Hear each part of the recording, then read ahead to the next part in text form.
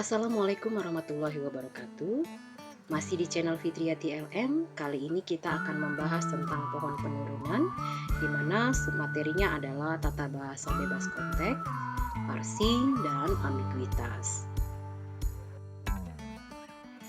Pada tata bahasa bebas konteks, bila pada tata bahasa reguler terdapat pembatasan pada ruas kanan, ya, atau hasilnya ini, maka pada tata bahasa bebas konteks atau context free grammar, selanjutnya kita sebut sebagai CFG atau CFG, tidak terdapat pembatasan hasil produksinya. Jadi ini tidak ada, yang kita lihat hanya di alfa.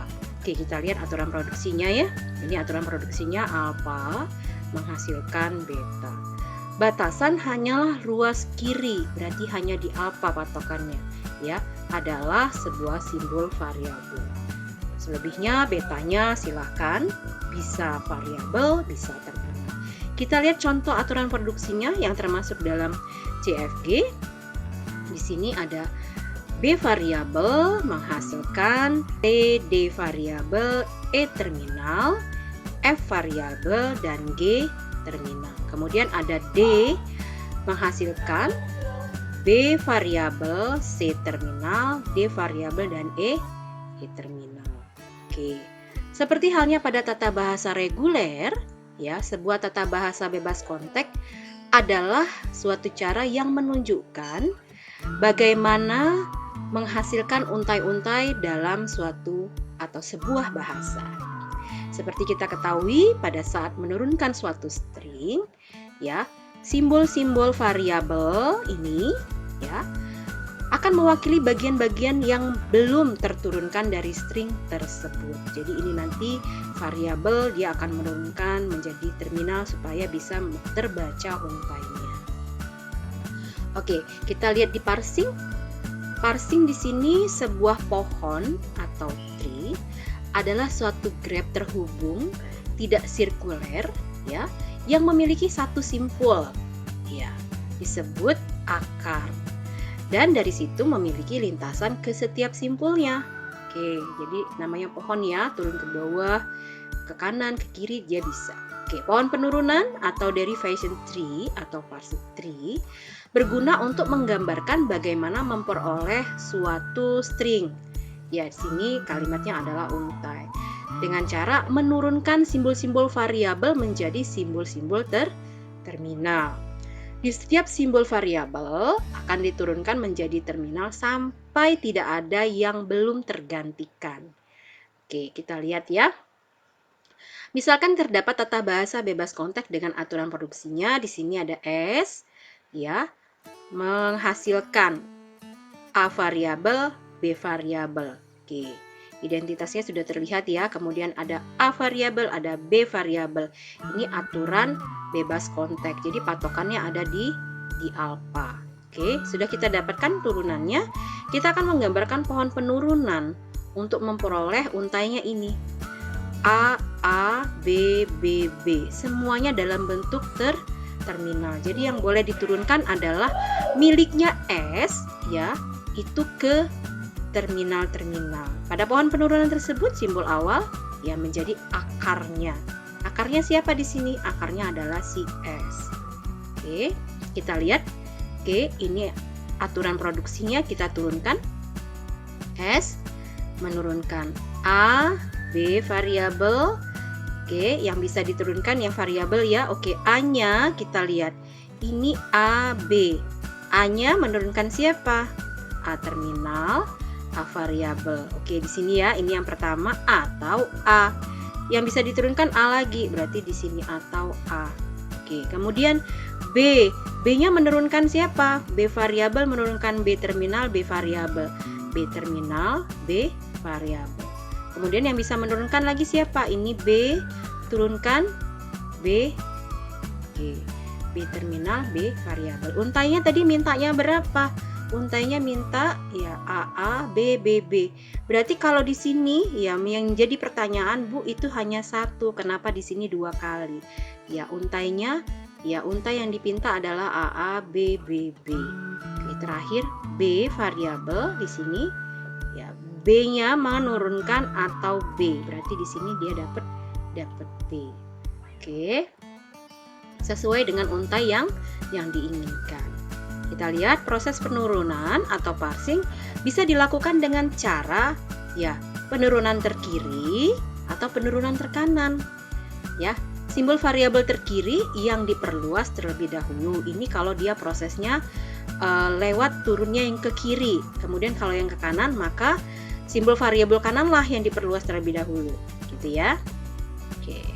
Misalkan kita lihat di sini tata bahasa bebas konteksnya adalah S menurunkan A terminal, A variabel, S variabel atau A. Kemudian A-nya di sini menurunkan S variabel, B variabel, A variabel atau BA terminal.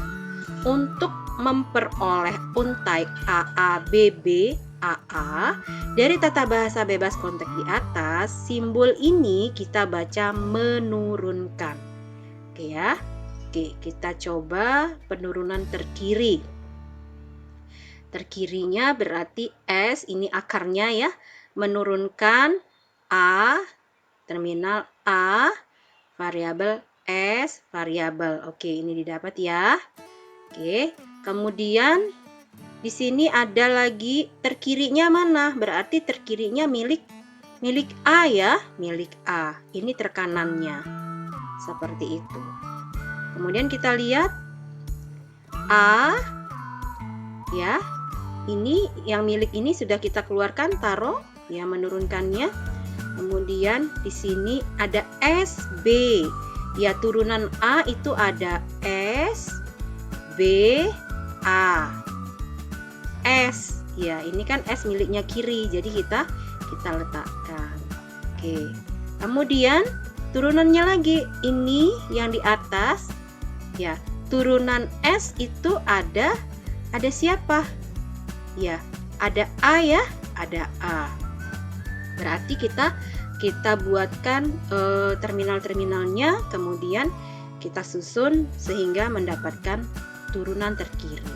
Begitu juga penurunan terkanan. Terkanannya berarti selesaikan dulu AS ya, ini dari S, kemudian A terminal, A variabel S, kemudian turunan A-nya siapa gitu ya, atau turunan S-nya siapa gitu. Ada A, kemudian A terminal, A variabel, A variabel. Ya, ini A terminal, A variabel, A variabel. Kemudian ada lagi A terminal, S, B, A, gitu ya. Ini ya. Kemudian ada lagi A, S, B, A. Oke. Kemudian kita sudah dapatkan di sini terminalnya saja. Ya. AA, BB, AA. Itu untainya untuk yang terkanan.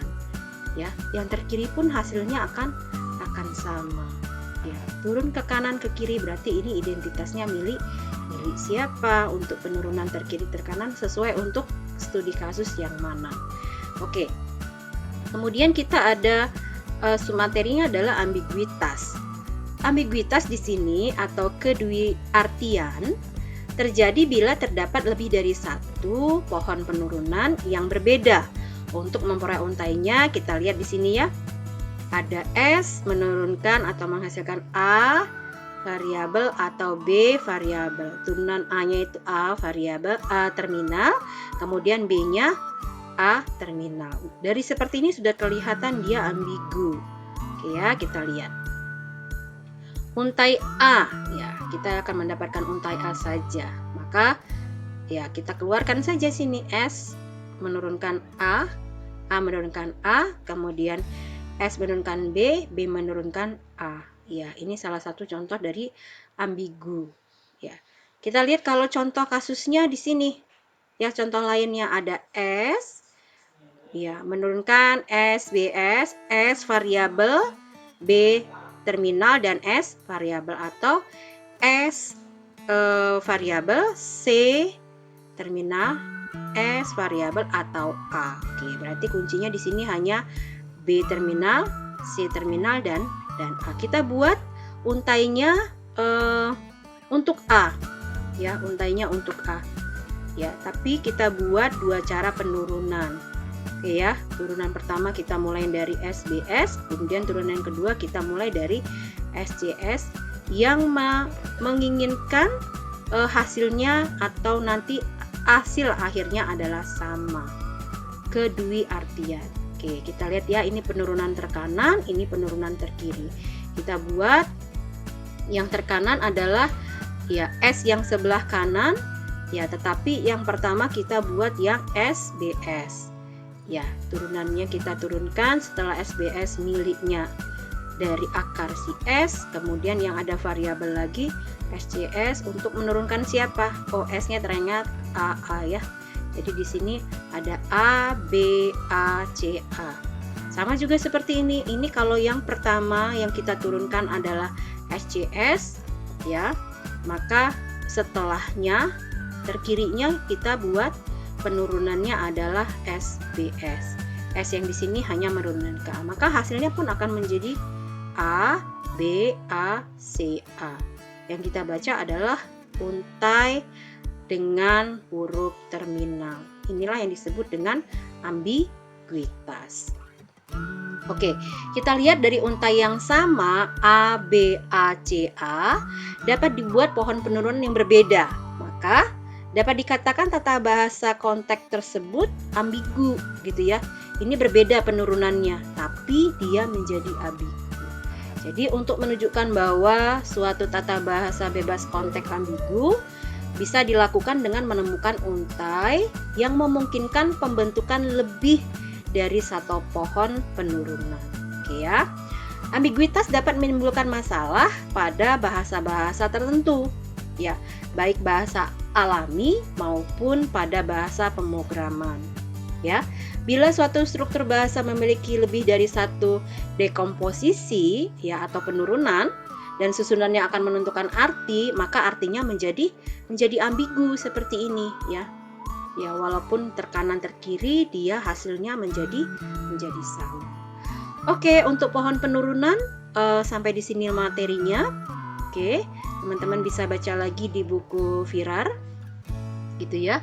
Kemudian perhatikan cara penggunaannya. Silahkan kalian mempelajari, kemudian bisa bertanya. Oke ya, seperti itu. Sampai ketemu lagi dengan materi berikutnya. Billahi taufiq wal hidayah. Wassalamualaikum warahmatullahi wabarakatuh.